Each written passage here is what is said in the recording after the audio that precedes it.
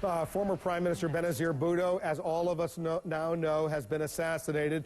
Many people around the world, especially in Pakistan, are in shock, and there are fears about this act throwing Pakistan into all-out chaos. But should the U.S. stay out of the situation? My next guest has long urged the U.S. to do just that when it comes to much of the world's affairs. The Republican presidential candidate, Congressman Ron Paul, is joining us now from Des Moines, Iowa. Congressman, thanks very much for joining us.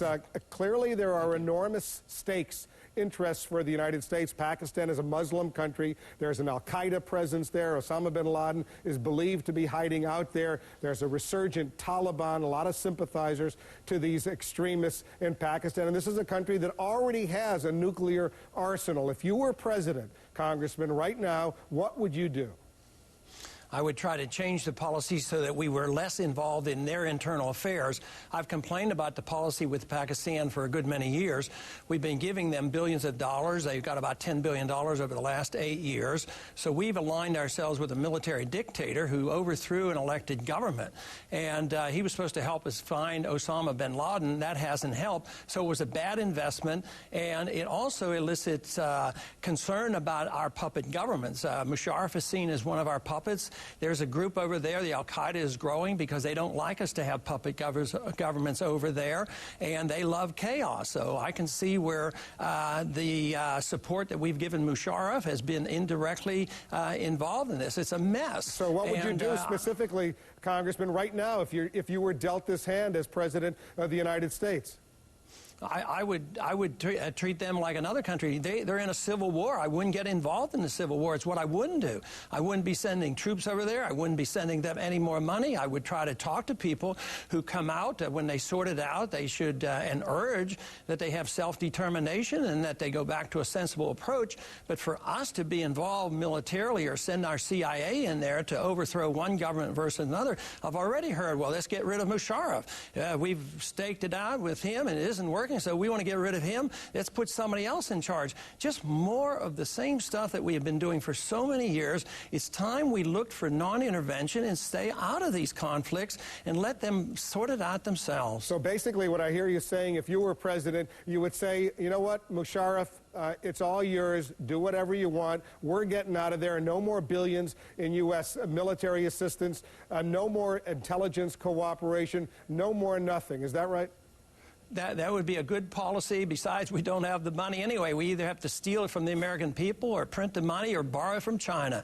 And so we're going broke, and so we can just start right now by stopping this. Of course, the whole Middle East has been my argument that we just can't afford this anymore, would you at all be and it doesn't help us. Would you at all be concerned, Congressman, about a Taliban-like or al-Qaeda-like Islamic fundamentalist regime taking charge of Pakistan with a nuclear arsenal already? And they're not thinking about building nuclear bombs. They already have nuclear bombs.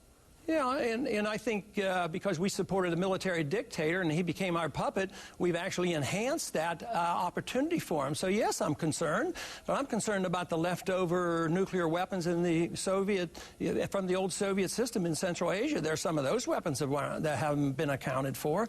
So yes, we have concern, but I'm concerned about the Taliban resurgence in Afghanistan. Our policies aren't working all that well. They're having major victories over there, and there's more killing. They're asking for more of our troops to go into Afghanistan. I'm just saying enough is enough. We shouldn't be doing this. We get ourselves into too many messes, and we ought to mind our own business and take care of our people here at home. Well, you have a new ad that's running now. It's called The Defender of Freedom. Your ad that's showing how you want to protect freedom, protect liberty, what you call our God-given freedom. What global responsibilities, if you were president, should the United States have? Does the U.S. have a role around the world? Sure it does. It should be friends with people. We should trade with people. We should try to sort things out diplomatically. But we don't have the moral authority or the constitutional authority to impose our will. We shouldn't be either bribing them with our donations and foreign aid, and we shouldn't be threatening them. If they don't do what we want, we bomb them.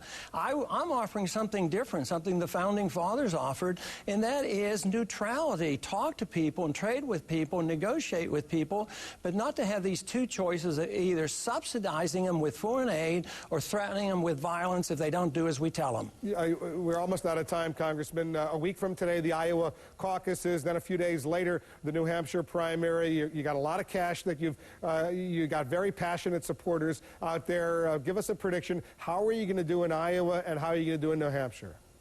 I think we're going to do well, and that's about as close as I can get. There's no way I don't make predictions because I really don't know, but I think we'll do a lot better than people have been predicting. And you want to just be a little bit more precise?